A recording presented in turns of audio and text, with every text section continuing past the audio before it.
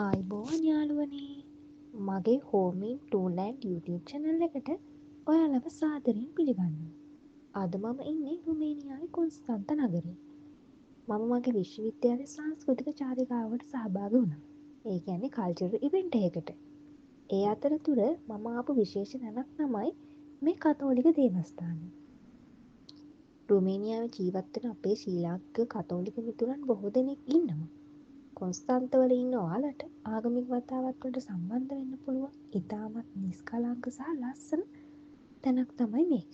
මේ පල්ලියේ ගෘහ නිර්මාණ ශිල්පය සහ ඒ ඇති ශාන්තභාවය ඇත්තටම මනසට හරි නිදහසක්.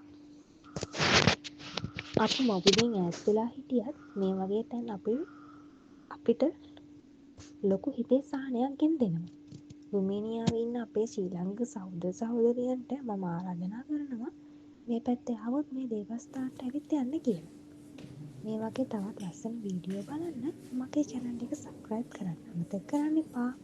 අපි ආයෙත් තවත් වීඩියෝ එකකින් හමු වෙමු. සුබ දවසක්.